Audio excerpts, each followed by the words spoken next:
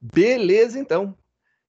Vamos fazer uma revisãozinha do que a gente estava vendo até a aula passada. A gente tinha uma proposta de realizar esses exercícios. A gente está no primeiro, resolvendo o cliente, né? E aí o nosso cliente, ele tem algumas características, que são o nome em formato string, o endereço também em formato string, o CPF em formato inteiro. Novamente, reforço que inteiro somente porque é didático, né? Para a gente poder usar um tipo diferente do string ali.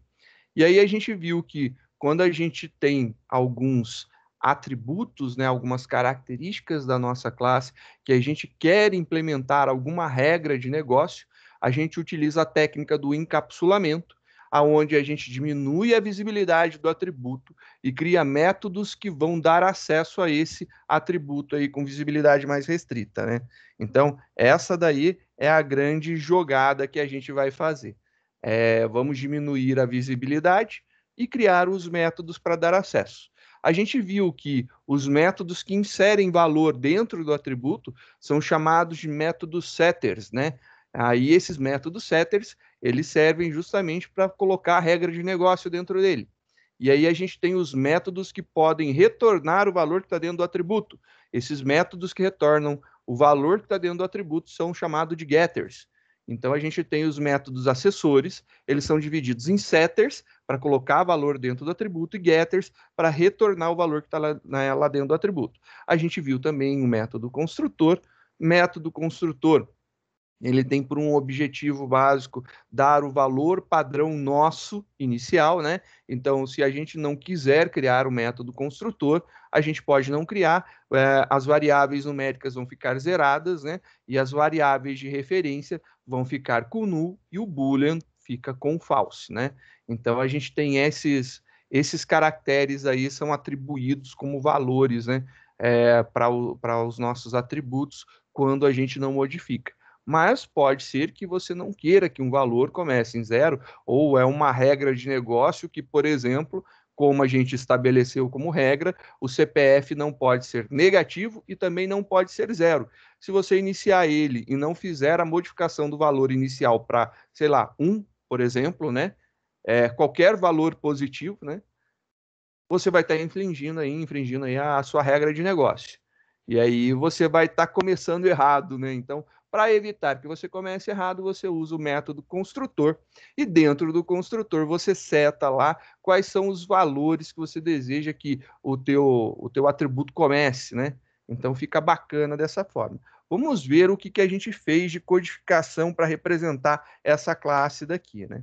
Essa classe, então, a gente tinha feito, ela está com 2 aqui, porque a gente fez um versionamento, né? Deixei aí uma cópia do modelo antigo que responde exatamente o que está lá no exercício proposto, e aqui fazendo as modificações e adequações necessárias, né? Então a gente começa declarando lá public class, nossa classe. Então a gente declarou a classe, que é o nosso primeiro quadradinho, né? O cubinho lá de cima, né? Então, aqui a gente tem o nome da classe, cliente. Depois, nós temos nossos atributos. Então, vem aqui os nossos atributos, nome, endereço, CPF, nome, endereço, CPF. A gente colocou todos eles como privados. E aí vem aquela pergunta, eu não tenho regra de negócio, sei lá, para endereço. Eu devo de colocar ele privado ou eu posso deixar ele normal para acesso direto? A resposta é sim, você deve. E aí por quê? Por uma questão prática de programação. Você já vai depois utilizar o método para colocar valor dentro do atributo e o método para retornar o valor que está dentro do atributo. Caso aconteça no meio da jogada lá, no meio do desenvolvimento, ocorra uma necessidade de implementar uma regra de negócio para esse atributo, ele já está sendo utilizado da forma com método, tudo bonitinho. A tua modificação fica apenas na classe. E você modifica a classe, o restante vai incorporar isso daí numa boa, sem problema algum. Então, é uma das vantagens de já utilizar o encapsulamento para os nossos atributos. Depois vem o método construtor. O método construtor, ele é um método, né? Abre e fecha parênteses, então isso aqui é um método, porém, ele tem umas regras muito diferentes na hora de declarar, né? Primeira regra, ele tem exatamente o nome da tua classe. Então, é a primeira coisa que difere. Ele não vai começar com uma letra maiúscula, ele vai ter o mesmo nome da tua classe. Segunda coisa muito importante, ele não tem retorno, ele não retorna absolutamente nada. E esse não retorna nada é nada mesmo, é tão nada que não é nem void. Então você não coloca nada entre o modificador de visibilidade e o nome do método, né? Que normalmente a gente coloca, aqui a gente não utiliza, ele não tem nenhum tipo de retorno. E aí aqui a gente viu que a gente pode utilizar a referência this, que faz referência à instância, a uma instância dessa classe, né? E aí ele vai ter o operador ponto e depois o atributo. Eu posso acessar esse atributo diretamente porque dentro da própria classe a visibilidade private me permite enxergar o atributo. Então, quando eu declaro alguma coisa como privado, ele pode ser enxergado somente dentro da classe. Ou seja, se eu tenho vários métodos aqui dentro, né, não tem problema nenhum. Eu posso sim ter vários métodos e você consegue enxergar os seus atributos dentro de cada um dos seus métodos. Não tem problema nenhum, tranquilo. Então, ele fica visível dentro da classe. Isso daí, para a gente, já é bastante coisa. É uma visão que ela protege no enxergado de fora, mas fica acessível dentro da classe para a gente poder manipular. Então, você utiliza this.nome, ele está fazendo referência, né, a esse atributo aqui. Então, o objeto que a gente instanciar tem uma referência para esse this aqui, né? E aí a gente consegue acessar o atributo nome. E a gente está aqui atribuindo Dionésio, né? Aí a gente está colocando como nome padrão para cada cliente que a gente cria, Dionésio. E aí a gente vai fazer lá o endereço aonde que ele mora, né? Ele mora na casa dele. E qual que é o CPF do Dionésio? É 2424, um número aleatório qualquer escolhido, né? E aí a gente continua, né? Temos mais métodos. Um método construtor, agora começam os métodos acessores. Os métodos acessores são divididos nos métodos que fazem entrada de valor, né, inserção de valor dentro do atributo e os que retornam. Então, a gente está fazendo aqui um método para inserir valor dentro do nome, ou, como a gente viu, esses aqui são chamados de métodos setters, né? Então, os métodos setters, eles começam com a palavrinha set. Então, set, é o prefixo, e depois vem o nome do atributo que ele está setando. Então, você está lá fazendo um set nome, e aí você está setando o atributo nome. É isso daí a referência dele. Como parâmetro de entrada, né, o argumento de entrada, nós temos aqui uma variável string nome, exatamente como o atributo, né? Só que aqui é uma variável local, né, declarado localmente aqui no nosso método. Agora a gente pode fazer a nossa validação. A gente fez um teste aqui para verificar se o nosso parâmetro nome ele não é vazio. Se ele não for vazio, eu vou pegar esse parâmetro que eu estou passando e jogar dentro do atributo, né? Então eu vou colocar o valor lá dentro, mas somente se ele não for vazio. Se ele for vazio, a gente não vai fazer nada. A mesma coisa a gente vai repetir para o endereço, então a gente vai criar um set endereço, string endereço, e a gente também vai fazer a mesma coisa para o set CPF, só que o nosso CPF é inteiro, então int CPF. A regra nossa é que o CPF tem que ser positivo, né? Maior que zero. Se isso for verdade, isso daqui acontece. Caso contrário, não vai rolar. E depois a gente vai ter que fazer os métodos getters, né? Os métodos que vão fazer o retorno do atributo privado, né? Então ele vai lá dentro da classe e consegue pegar o valor do atributo e traz para fora. Então ele faz aí uma consulta lá dentro e retorna para a gente uma cópia desse valor. Olha só como é simples. O método que retorna, ele vai ter que ter o tipo do parâmetro que eu quero. É obrigatório ser o mesmo tipo? Não, não é, mas comumente a gente utiliza. É comum isso daí, não obrigatório. Então, como eu estou fazendo lá o retorno do nome, né, estou pegando o atributo nome sendo string, eu estou retornando uma string. Se eu tenho aqui qualquer coisa diferente de void, eu tenho que utilizar lá a palavrinha mágica return, E dentro desse return, eu vou retornar o que eu quero. No caso, estou retornando o atributo nome. Então, ele vai lá e retorna o atributo nome. E por que eu preciso dessa lenga-lenga? Porque o nome ele só pode ser acessível dentro da própria classe. Fora dela, eu preciso de alguém que me dê essa possibilidade. Nesse caso daqui, o nosso método get, né? Então, get nome faz isso daí. Então, tem o get nome, o get endereço e o get CPF. A única diferença é que quando chega no CPF, o CPF sendo inteiro, o retorno é um inteiro. E aí a gente implementou alguma coisa na nossa classe, né? Então a gente fez uma classe para testar isso daqui, e aí a gente começou com a brincadeira. Foi criado aqui um cliente, então a gente criou um cliente genérico.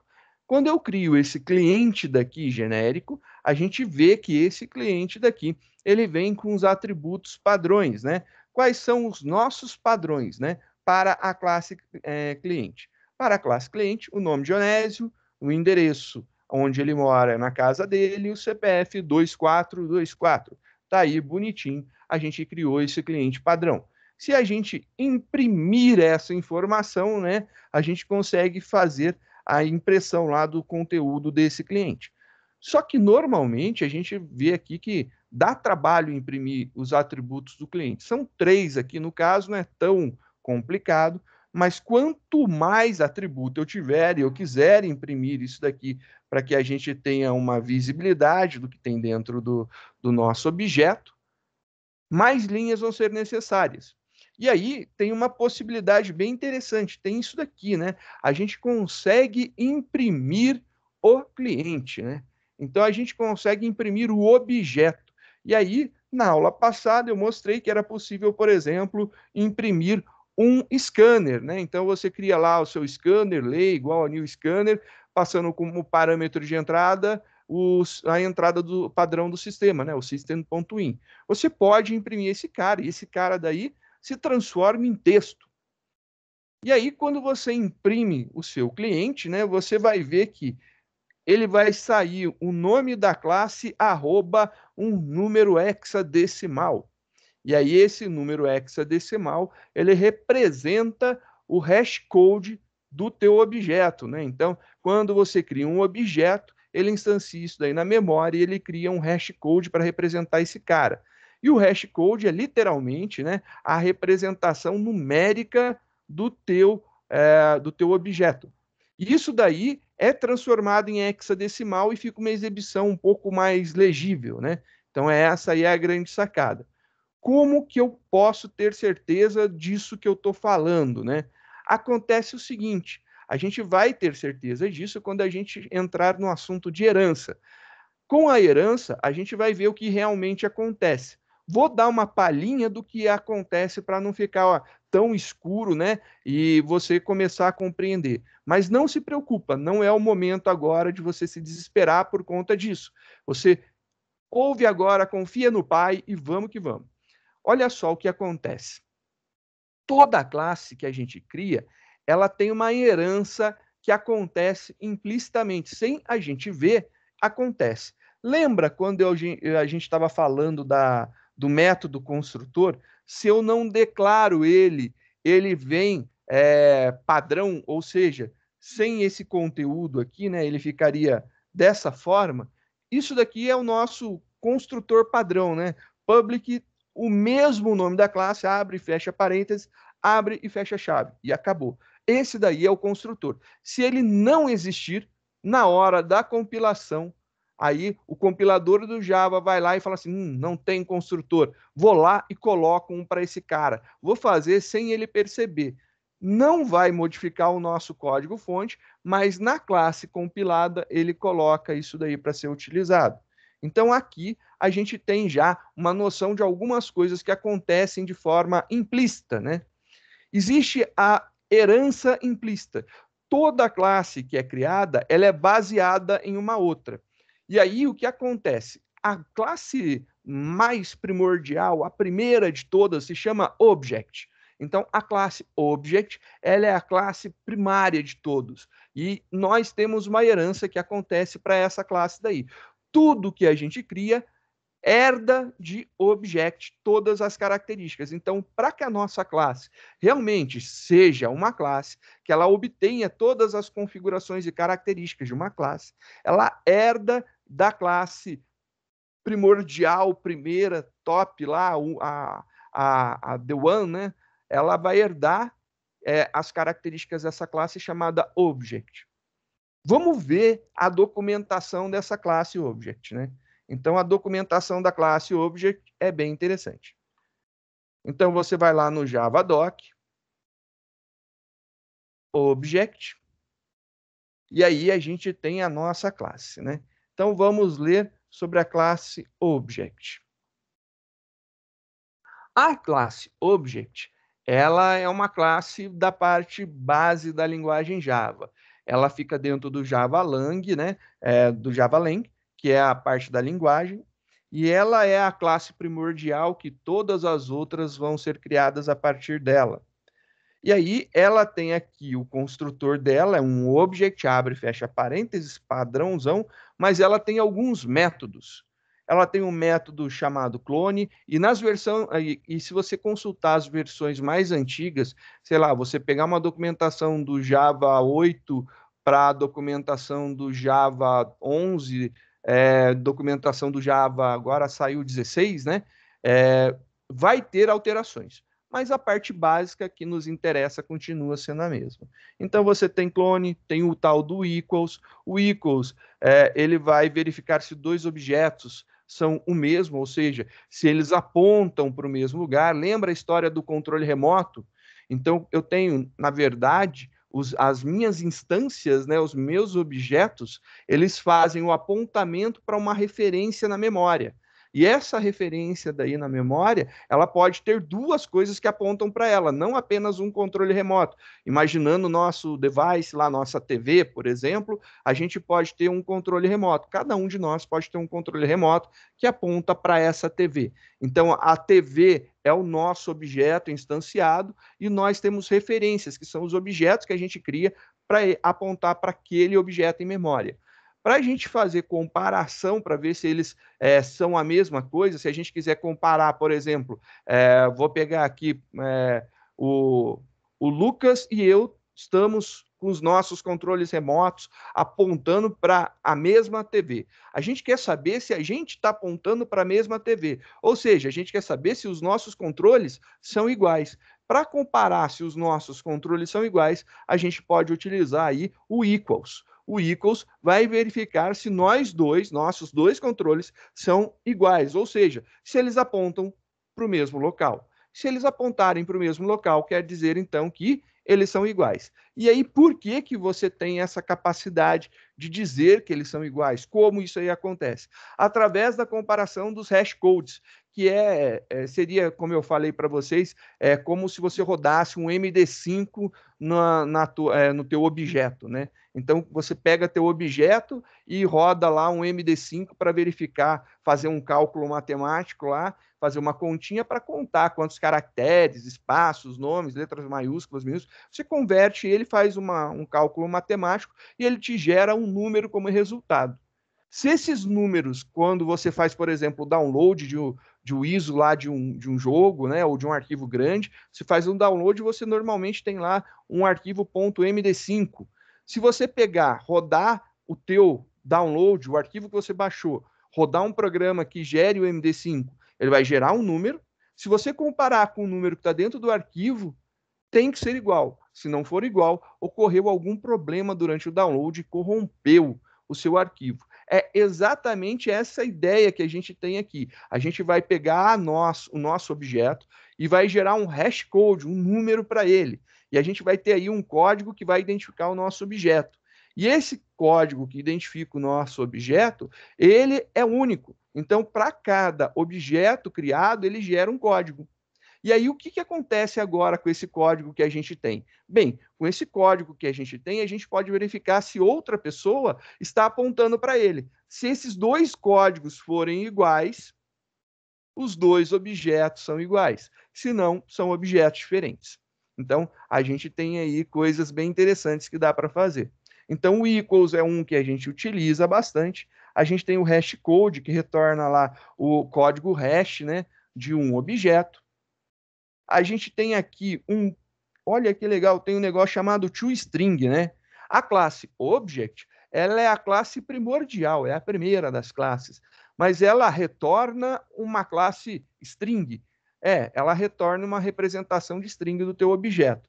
Vamos ver como que isso daqui acontece, né? Clicando aqui, você vai ver lá a explicação. A explicação diz o seguinte, que retorna uma representação em forma de string do teu objeto. E assim, em geral, né, o que acontece? É mais ou menos essa representação. Ele pega aqui o nome do package, mais o nome da classe, coloca um arroba, e aí ele tem dentro da classe integer, tem um método que vai ser que ele se chama toXString. Ele vai converter um número para string.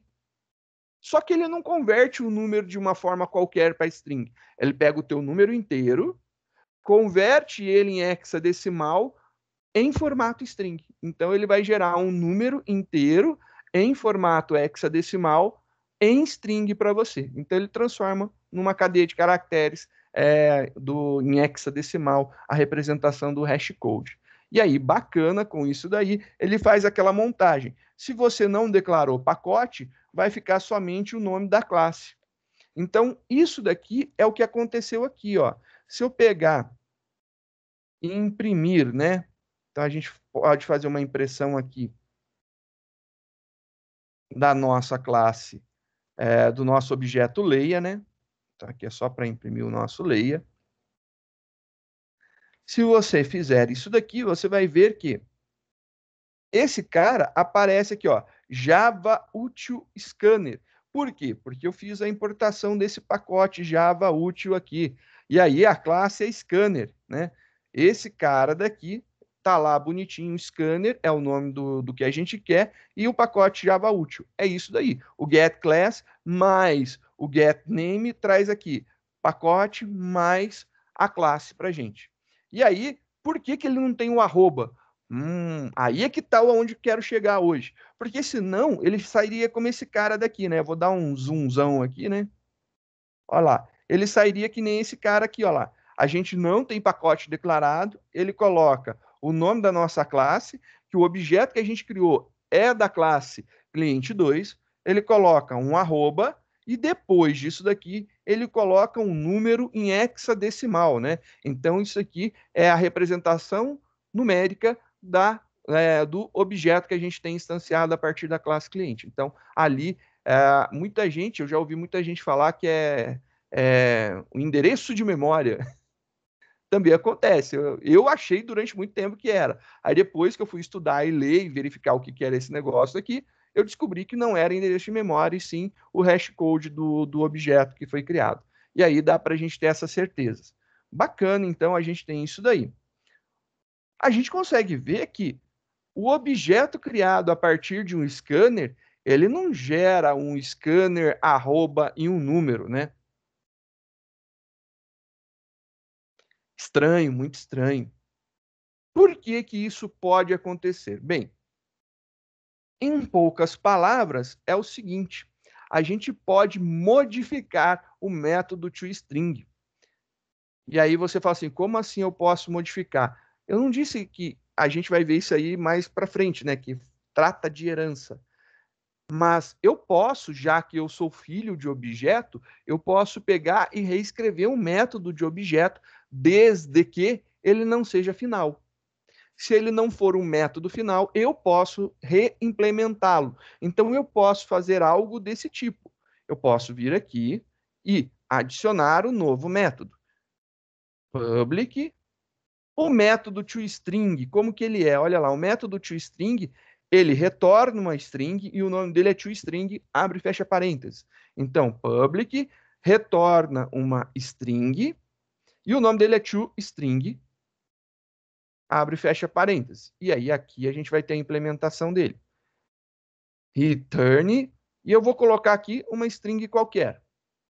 Lá. Coloquei aqui lá. Beleza? Compilei essa classe daqui.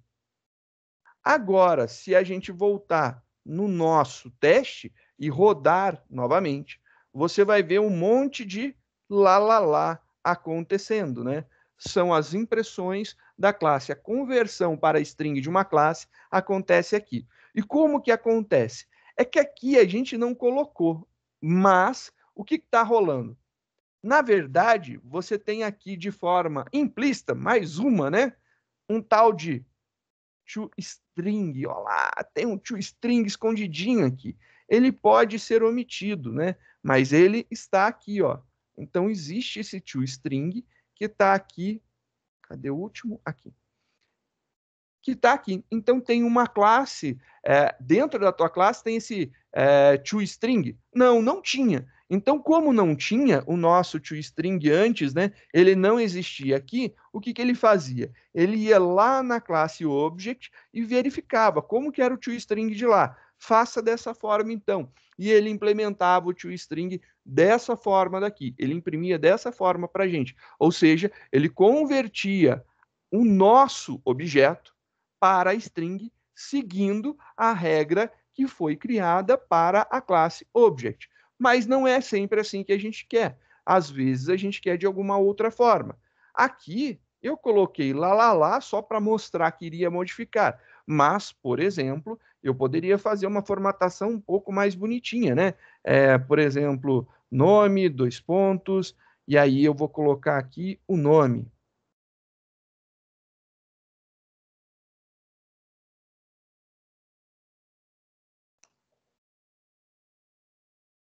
Agora, olha só a diferença. Só com isso daqui, compilei. Vamos lá executar esse cara, compilando e rodando, né? Olha que bonitinho. Ele já vai aparecer lá, ó, Dionésio. Esse cara aqui a gente teve o nome modificado, Rodrigues. Então a gente consegue ver agora que eu consigo modificar para que saia da forma que me interessa. Consigo fazer essa alteração. Então, eu posso transformar o meu objeto numa string da forma que eu bem entender. E aí fica a gosto do freguês montar isso daqui, né? Por exemplo, você poderia colocar aqui que esse cara daqui é cliente. E aí, cliente vai lá bonitinho, a gente quer colocar mais informações. Então, vou colocar aqui endereço.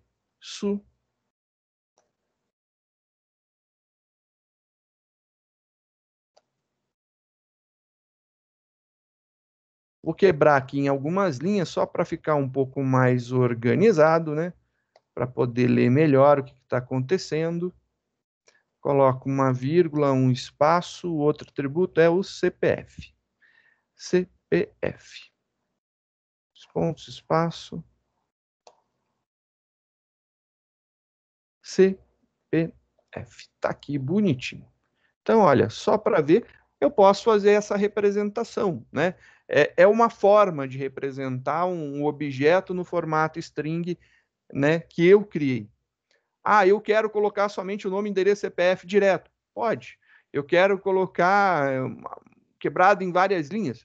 Pode. Você pode usar um /n se você quiser, /t para fazer tabulação. É criatividade, necessidade e gosto de cada um. Isso ajuda demais.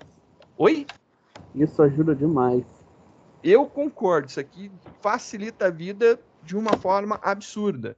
E olha só o resultado que a gente tem agora, né?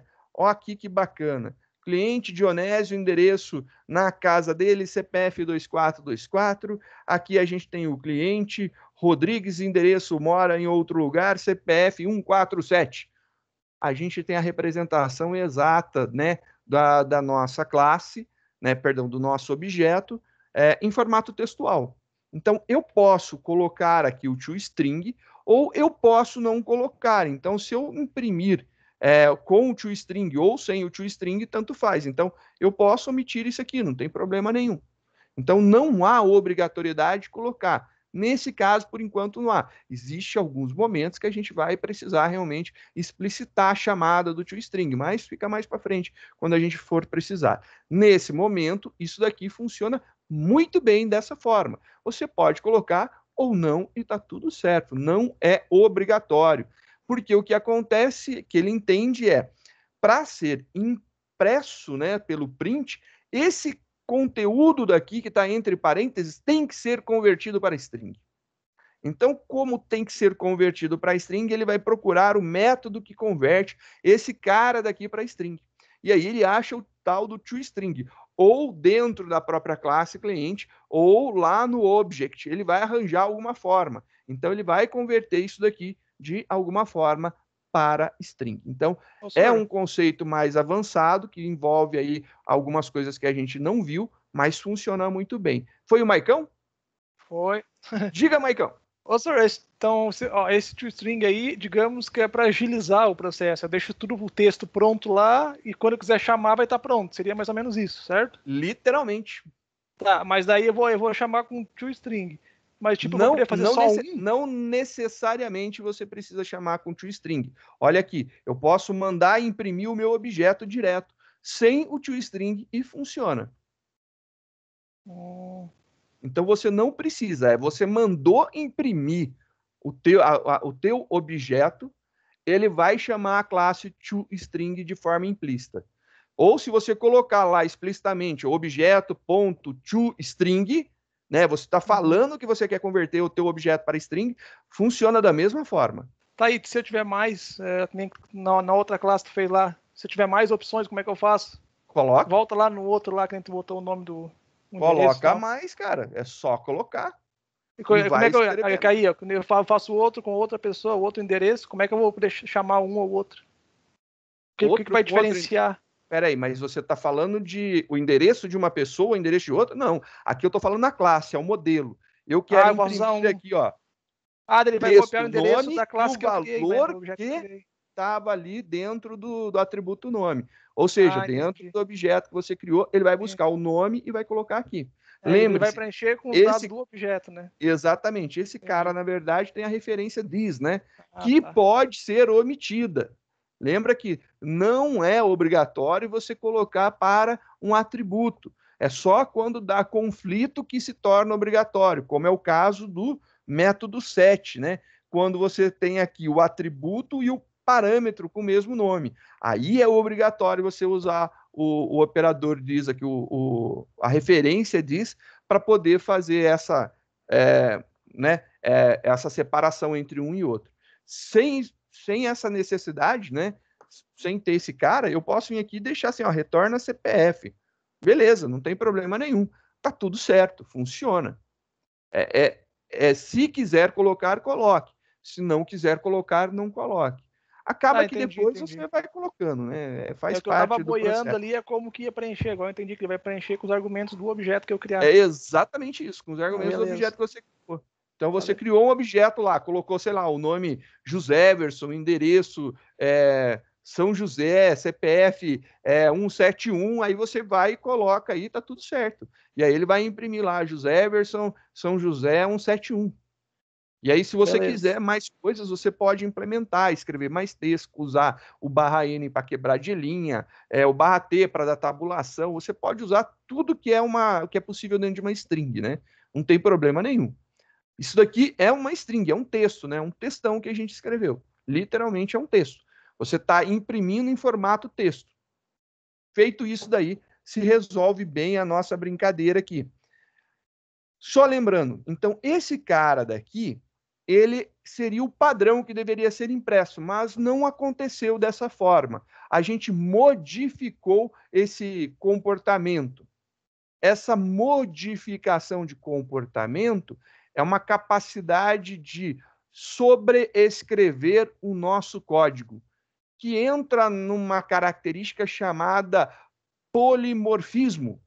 Muitas formas. Por quê? O método toString, ele tem muitas formas. Ele tem uma forma quando ele está lá no object, ele tem uma forma quando está no scanner, e agora ele tem uma forma quando está no nosso cliente 2. Então, ele tem muitas formas. Só que uma boa prática, se você fizer simplesmente, né, colocar o código que nem a gente colocou aqui, tá tudo certo, deve funcionar numa boa. A maioria das IDEs vai falar, olha, tá tudo sossegado, mas existe uma boa prática de usar uma anotação, ou melhor dizendo, o termo correto é um annotation, em inglês mesmo, né? Que é o termo técnico. Fazer um annotation, que o annotation, normalmente, ele começa com um arroba. Então, a gente vai colocar uma palavrinha aqui que vai dar uma indicação na hora de fazer a compilação. Ele vai olhar essa anotação e vai falar assim, já sei. Esse toString daqui, ele existe na classe que está acima, ou seja, na classe Object. Então, existe uma anotação, um annotation, chamado @override. Então, você está fazendo uma sobreescrita do método, você está reescrevendo o seu método, né? Então, aqui você está fazendo uma sobreescrita do método toString. Então, é uma boa prática colocar aqui esse annotation chamado override. Então, se você compilar, você vai ver que para você não vai fazer diferença nenhuma, mas para o compilador de Java isso ajuda pra caramba. Então, é bem bacana você ajudar ele, facilitar a vida dele. Coloca aí o annotation, que é uma sobrecarga de um método que já existe em uma outra classe. E aí ele fica inteligente. Por que que é importante? Porque o método toString, eu gosto de chamar ele de método mágico, método especial, né? Porque ele é mágico, ele é especial. Porque, como assim, só porque ele se chama toString, como que ele consegue converter algo para string? Então, essa é a mágica dele.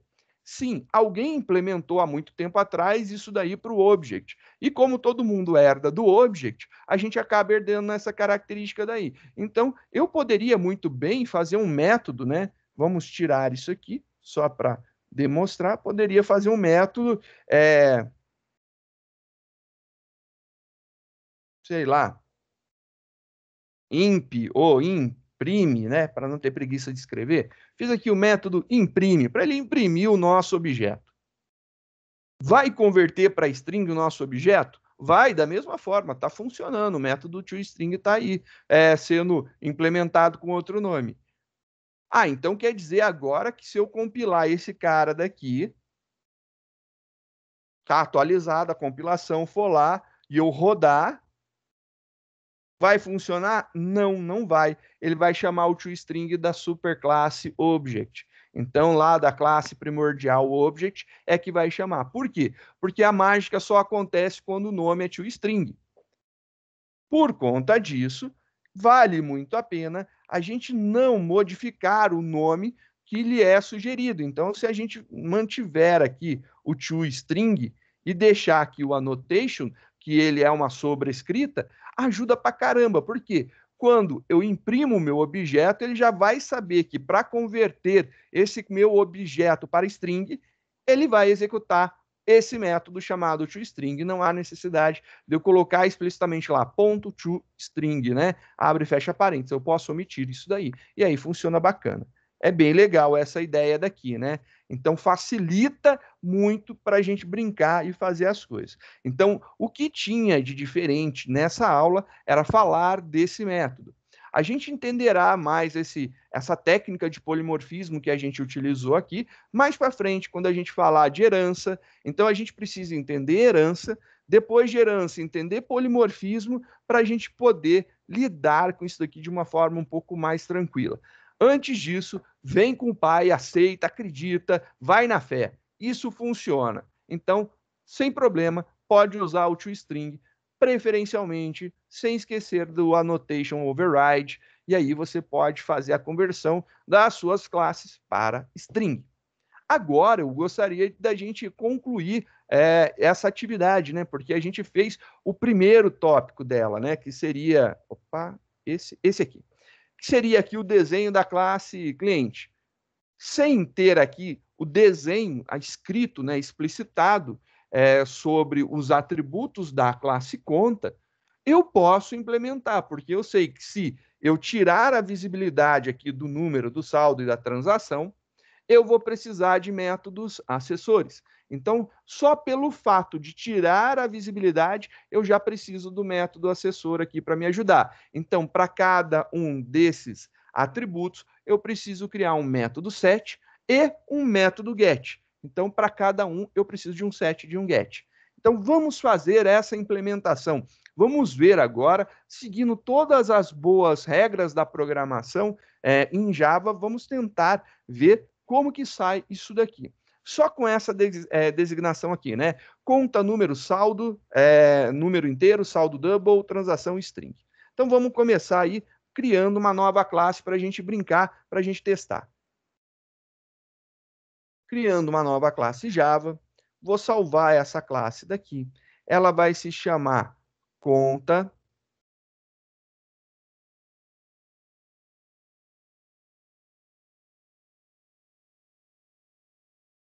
A conta, só preparar ela. A conta terá como conta. A conta tem como atributo número da conta, o saldo da conta e depois a última transação, né? Então, são essas as informações. Nós declaramos esse cara daqui como inteiro, o saldo como double e a transação como string. E eu disse, é legal a gente colocar isso aqui como visibilidade restrita, para se a gente precisar, né, colocar alguma regra de negócio, fica fácil da gente implementar. Então, private. Então, declarei lá privado, privado, privado. Belezinha, tá tudo certo aqui. A gente pode fazer agora nossas brincadeiras. Esse cara daqui é o nosso método construtor. Método construtor, ele vai dar um valor padrão aí para a nossa conta. Então, digamos que o número da conta vai ser igual a 1. Então, toda conta começa com valor 1, como seu código. O saldo inicia-se em 0, ou seja, você inicia sem dinheiro na tua conta. E a transação inicial é abertura. E depois ela vai ter lá depósito, estorno de depósito, saque e estorno de saque, encerramento, né? E aí a gente consegue ver aí qual foi a última transação. Então a gente vai ter aqui abertura, por exemplo, né? Então posso dizer que esses daqui são os valores padrões para mim, para minha classe. Porque eu estou criando para minha conta, esses são os valores padrões iniciais que uma conta deve ter. Agora que a gente já fez o método construtor, eu preciso fazer os métodos que setarão os valores, né? Então, public, porque eu quero que seja visível publicamente. Esse cara não retorna nada, ele é para entrada, né? Set número. E o número, ele é inteiro. Então, int número. E aqui eu vou falar aqui, this ponto número recebe número. Ah, mas você não implementou nenhuma regra de negócio. Não, eu não implementei nenhuma regra de negócio. É exatamente isso que eu estou te falando. Não há a necessidade de implementar regra de negócio. É bom quando você tem implementar, porque aí você já está colocando tudo aqui. Mas por enquanto a gente não tem, vamos fazer padrão. E depois a gente vai ver como fica fácil modificar isso daqui. Fazer o próximo, então, public void set saldo double saldo this ponto saldo recebe o saldo. Vamos fazer agora para a transação. Public void set transação. Transação é uma string. Transação.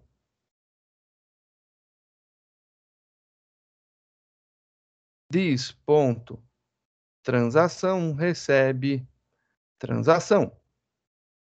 Fizemos todos os métodos de entrada, todos os setters. Então, todos os métodos que setam valor nos nossos atributos foram criados. Agora vamos fazer os getters. Então, public, o primeiro atributo é o número é inteiro. Então, retorna um inteiro, get número. E aí, a gente vai pegar aí, return número.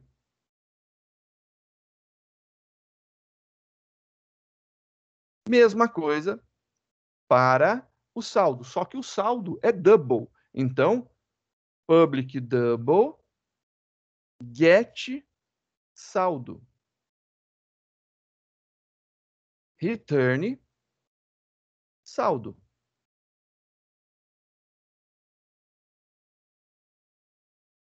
Public, agora a gente vai fazer para a transação é string, então public string get transação.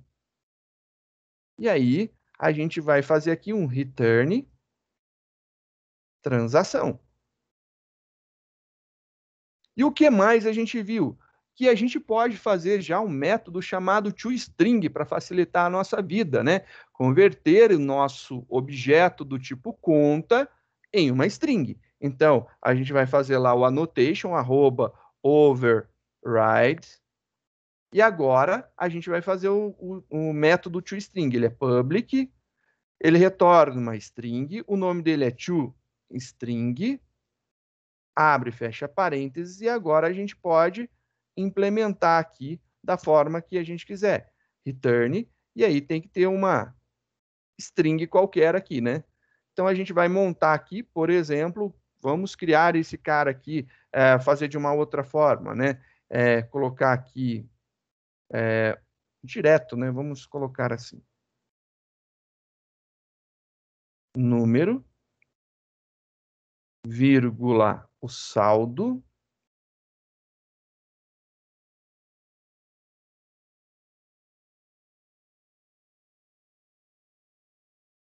e vírgula a transação que ocorreu, a última transação que ocorreu, né?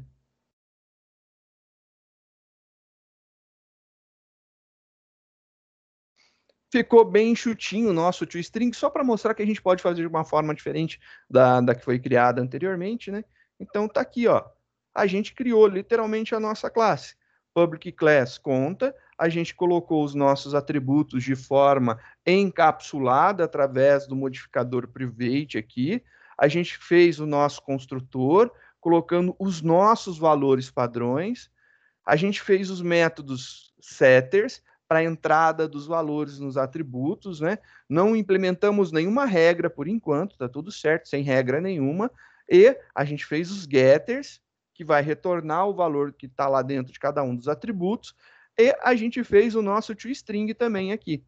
Legal, será que está tudo certo? Será que está tudo funcionando? Vamos testar esse cara. Primeiro a gente compila para ver. E eu tenho um transação aqui, escrito errado, então é transação. Beleza. Já corrigiu. Belezinha, joia. Agora a gente pode criar uma classe para testar, né? Então vamos criar uma classe para testar isso daqui. Salvar esse cara. Usa conta.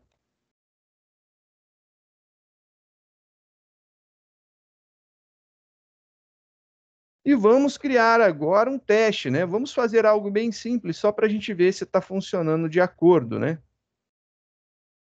Então, o que eu quero fazer é criar um objeto do tipo conta. Então, conta. Uma boa prática que normalmente você vai ver é você criar um objeto que tem o mesmo nome da classe, só que com tudo minúsculo, né? Então, conta. Então, conta. A nossa conta igual a new conta, chamando o nosso método construtor. Beleza. E agora, o que a gente pode fazer? A gente pode ver como que ele está, né? Então, a gente pode fazer um system.out.print ln, e a gente faz aqui a impressão, né? Vamos imprimir a nossa conta para a gente ver como que ela está. Compilou, rodou, olha lá, conta com valor 1, saldo 0 e aberta. Ela foi aberta agora, né? Se eu quiser, eu posso fazer agora um depósito na minha conta. Então, vamos fazer lá algumas modificações, né? Então, não vou modificar o número da conta. Conta.saldo. Eu posso fazer lá o saldo igual a 100. Estou depositando 100 reais lá. Eu posso fazer desse jeito? Se você compilar isso daqui, você vai perceber que não. Por que que não? Porque a gente tirou o acesso direto do atributo saldo. Então, a gente só pode fazer através do seu método de acesso. O método de acesso se chama setSaldo. Aí, beleza, ele é um método, né? Então, tem abre e fecha parênteses. E aí, eu vou colocar o valor 100 aqui dentro. E aí sim, vou fazer isso. Você não atribui ao método, né? Isso daí é importante lembrar, não é uma atribuição ao método, é uma passagem de valor por ele. Se eu fizer isso, né? Isso daqui, só para informar, foi uma conta. Agora eu quero dizer que foi um depósito, né? 7, transação.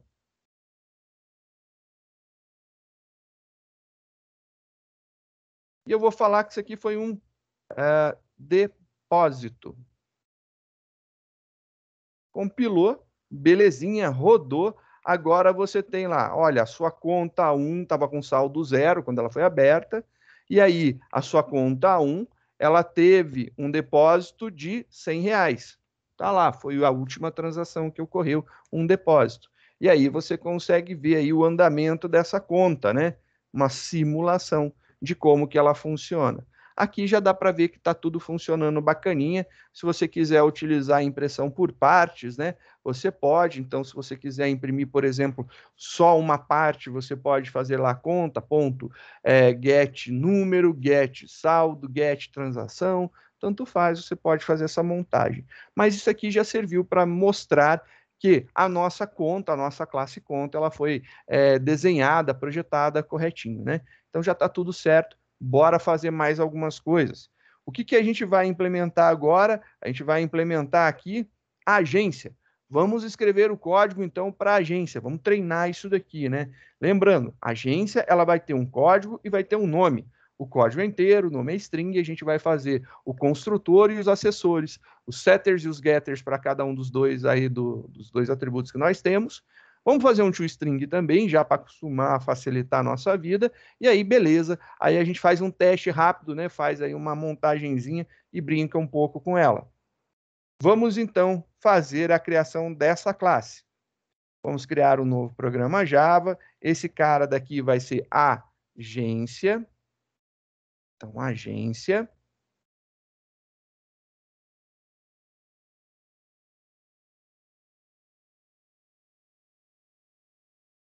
Isso tudo aqui pode sumir. Aqui some. Aqui a gente tem agência, que não tem nada. A agência vai ter lá private, e a gente tem o nome e o código. O nome, o código é inteiro, então int código private string nome. Então, beleza, a gente já tem aqui tudo bonitinho para nossa agência. Vamos dizer que toda agência criada no estado de São Paulo, ela fica com 15, estou chutando aqui, não é propaganda de nenhuma operadora, viu? 1501. Então, 1501. Nome.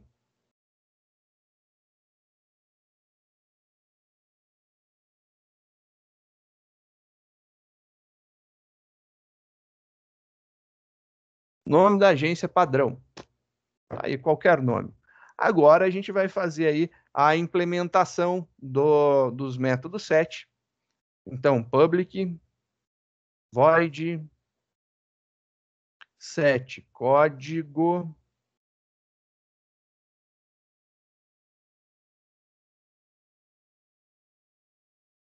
Opa. This código recebe código. Então, a gente vai colocar aqui um int código. Pô, difícil.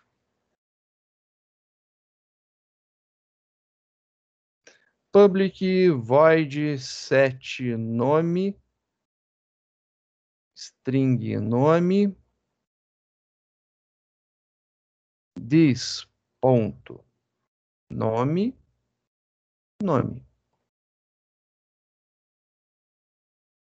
Opa, aqui. Fecha. Agora fazer os getters. Public, o primeiro é o código é inteiro, então int get código, e aí a gente retorna o código.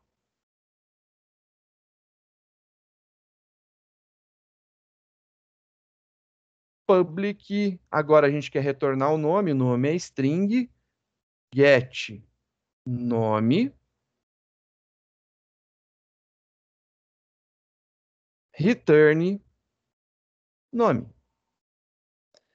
E aí a gente quer brincar também, fazer lá o toString. Então, @override para fazer o annotation. Agora a gente vai falar lá que ele é public, ele retorna uma string, ele se chama toString. E ele retorna uma string qualquer aqui. E a gente vai montar a nossa string. Por exemplo, agência. Coloca agência aqui.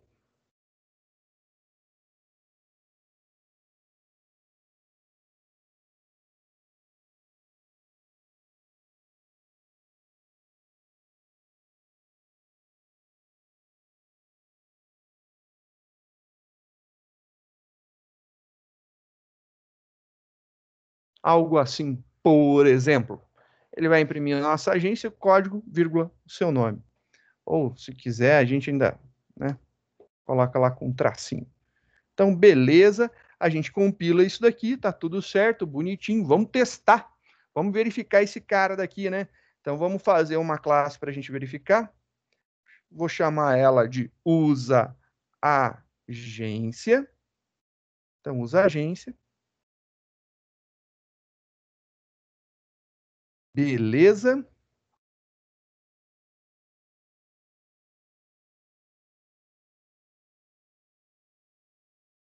A nossa classe para testar uma agência.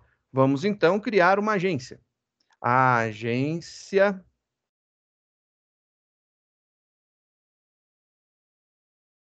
igual a new agência, abre e fecha, e aí vamos imprimir para a gente ver. System.out.println, e eu vou imprimir aqui a nossa agência. Vamos ver o que aconteceu aqui, compilou, rodou, e aí a gente tem lá a agência 1501, nome da agência padrão aqui. Belezinha, funcionou, joia. E agora eu vou fazer aqui algumas brincadeiras, né? Vou falar aqui, agência.set código, vamos colocar um código para ela. Ela não é a primeira agência aqui da região, ela é a 77, então 1577. Agência.set nome. Eu vou lembrar uma aqui que eu sempre lembro, não tem nada específico não. Catedral. Então, que a nossa agência se chame Catedral. Então, beleza. E aí depois a gente vai fazer aqui a impressão da agência de novo. Compilou, rodou. Olha lá, belezinha, ele conseguiu fazer lá a modificação, tudo ok. E aí se lembra que eu falei para vocês assim, olha, se você ficar na dúvida se deve ou não criar o encapsulamento para os atributos, não tenha dúvida, crie. Por quê?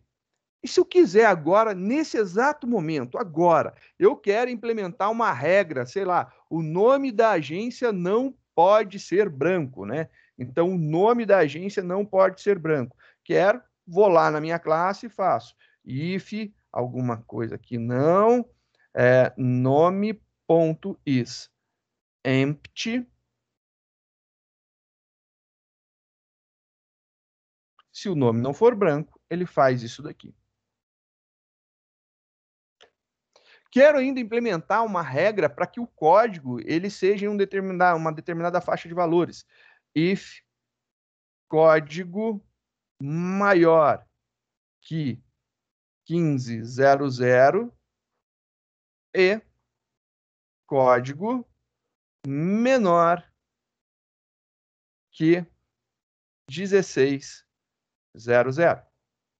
Então fica aí uma faixa de valores para o nosso código de agência. Por exemplo, todos têm que começar com 15 e depois seguido de 2 dígitos, né? Então tá aí a nossa brincadeira. Fiz isso daqui, compilei, maravilha. Vou lá rodar o meu programa de novo. Você viu que o meu programa rodou. Posso até compilar novamente, não tem problema nenhum, né? Vamos compilar ele mais uma vez. Compilou, rodou. Olha lá, que beleza. Não modificou nada. Eu não tenho que fazer absolutamente nada para implementar uma regra de negócio. Então, a regra de negócio eu implementei lá na minha classe. A minha classe eu implementei, a minha regra de negócio está tudo certo. Agora, se eu tentar colocar aqui um valor que não seja válido, ele não vai deixar alterar. Por exemplo, errei aqui, em vez de ser o 15, eu coloquei 16. Se você compilar e rodar, a gente não está gerando exceção ainda, mas olha só que legal, ele não modificou o código da agência, deixou lá no 1501. Ou seja, a implementação da regra de negócio funciona diretamente na classe sem problema nenhum, porque passa através do método aqui, né? Então, é muito transparente eu usar o método. Eu não sei se isso convence você, mas a longo prazo você vai ver que vai fazer muita diferença na tua vida. Já pensou se eu tivesse que vir aqui e mudar, porque eu fiz uma regra, agora eu tenho que modificar e colocar um método para fazer a entrada do valor? Não, aqui já está tudo certo, já resolve nossa vida aqui de uma forma esplendorosamente rápida. Então, a gente não precisa mais modificar as classes que usam, que criam objetos a partir da nossa classe criada, através do nosso modelo, né? Simplesmente implementou lá na nossa classe, compilou, e já está valendo para todo mundo que usa.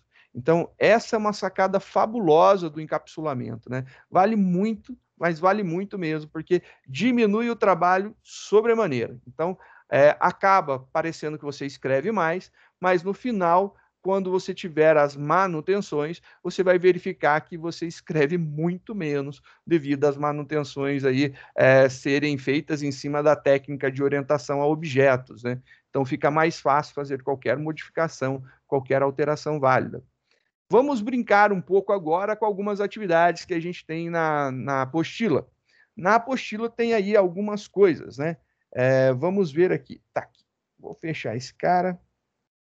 Tem aqui alguns exercícios propostos. Alguns exercícios bem simples, né? O primeiro exercício ali é para você criar um programa que representa uma calculadora, né?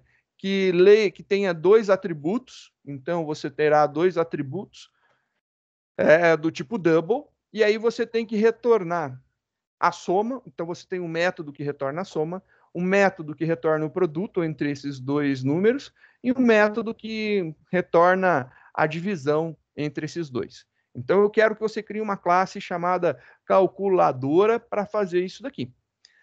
Depois, uma classe que crie um testador de ano, né, para verificar se um ano ele é bissexto ou não. Então, uma classe para representar um ano. Então, você recebe um valor numérico que é do ano, e aí você tem um método que dirá se o ano ele é bissexto ou não. E aí você tem também mais 2 exercícios, né? Um para elaborar um programa que contenha que tenha um atributo inteiro, né? Uma classe que tenha um atributo inteiro, e retorne, né? Tem um método que retorne os dígitos invertidos. Então, por exemplo, só para escrever aqui, né? Se você entrar com o valor 159 ele vai ter que gerar a saída para você 951. Se você entrar com um valor 100, ele vai ter que gerar a saída para você 1. É isso daí. Por quê? Porque se você fizer 001, esses dois zeros daqui não vão significar nada na forma numérica, né? Então, é 1 que eu tenho que retornar. Então, ele tem que conseguir transformar novamente para número. É isso daí a ideia, né?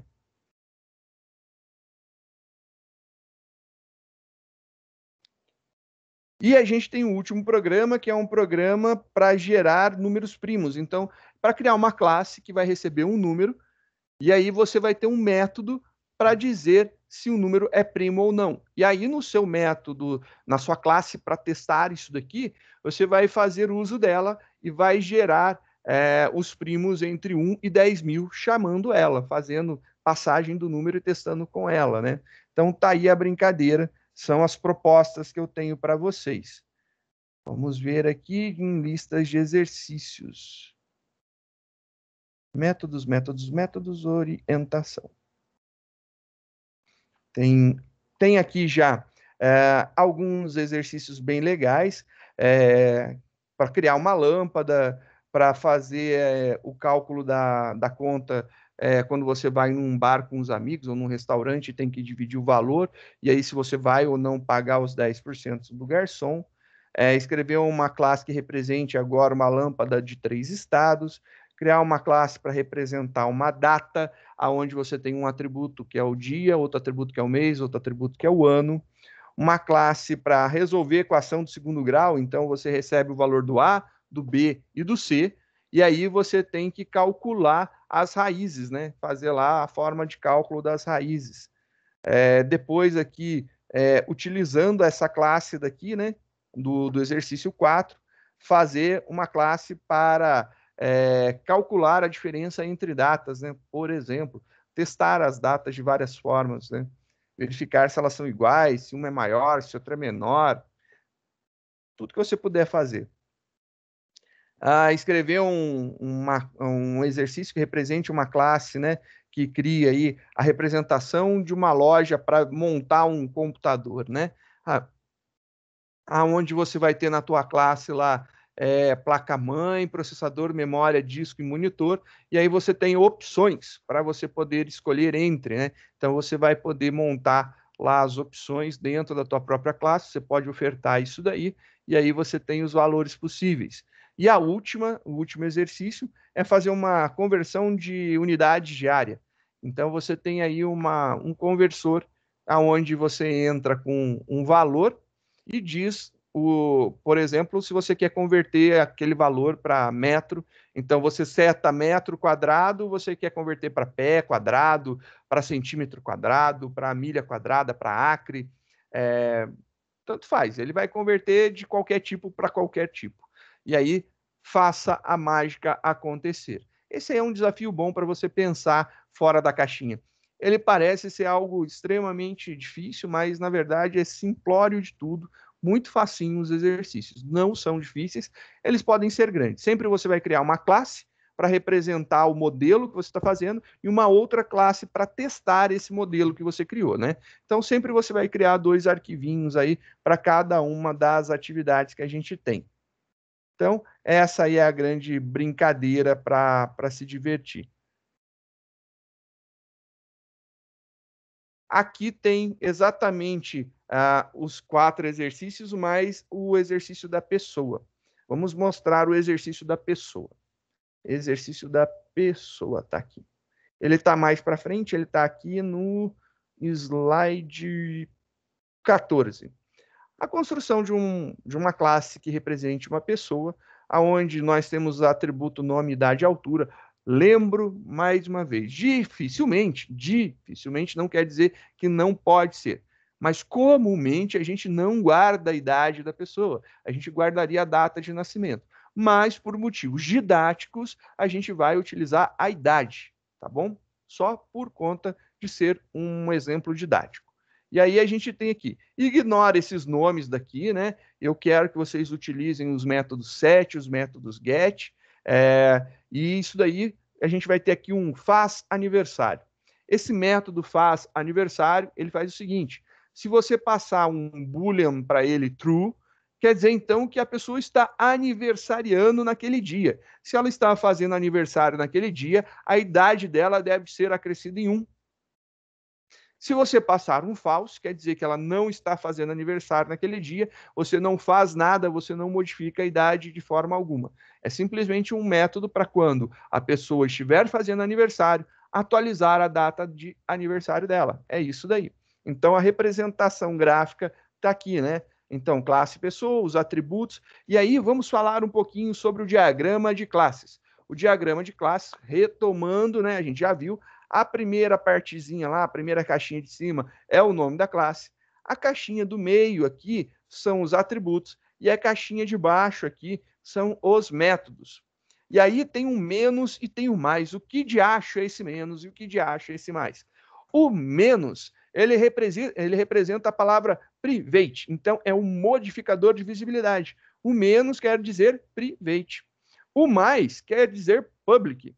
Se você não colocar nada, é o tal do packed default, ou seja, não tem nada, não tem modificador ali, ele é visível dentro do próprio pacote. A gente ainda tem mais uma visibilidade que a gente vai ver para frente, chamada protegida. A protegida é representada pelo hashtag jogo da velha, né, o cerquilha. Então a gente tem aí o menos, o mais, o joguinho da velha e o sem nada. São as 3 possibilidades de representação no diagrama de classes. E olha só aqui, a gente tem o set nome, ele recebe uma string como parâmetro e ele retorna void. Ou seja, quando você for escrever, esse void, ele está na frente do set nome. Então, ele vai ser, o maisinho é public, void, set nome, string, nome. É isso daí que vai ficar o teu método. Olha aqui o pessoa, ele tem um maisinho pessoa. Então, a gente tem um public, pessoa. É assim que é o método. Beleza? Então, tá aí a leitura. Tem exercício pra caramba para a gente brincar. Tá aqui os métodos set, get, né, da calculadora e mais somar, subtrair, multiplicar, dividir. Do ano, a gente tem lá o set ano e o get ano e ainda tem aqui um bissexto para verificar se ele é um bissexto. E a gente tem aqui o nosso número, né, o nosso invertedor de números. Ele recebe lá um número, tem o set número, get número e tem o inverter. Então, o seu número, ponto inverter, ele inverte aí o número. Tá aí os exercícios que a gente tem para desenvolver. Recomendo a vossas senhorias estudar bastante, produzir bastante isso daqui. Eu sei que acaba sendo bastante repetitivo, mas cada exercício tem uma coisinha que agrega mais. E quanto mais você fizer, melhor vai ficar a sua escrita de código e mais bacana vai ficar para a gente ver aí se você tem alguma dúvida. Então, é isso daí. A gente tem nossas atividades para brincar bastante, para fazer bastante coisa. Ufa, é coisa pra caramba, mas já dá para começar a brincar. Então, para a próxima aula, a gente tem resolução de exercícios. Então, se vocês já puderem adiantar alguma coisa, fazer alguns, vai ser legal que você pode conferir se está certo ou se não está certo aí na próxima aula. Beleza, então? É isso daí, pessoal.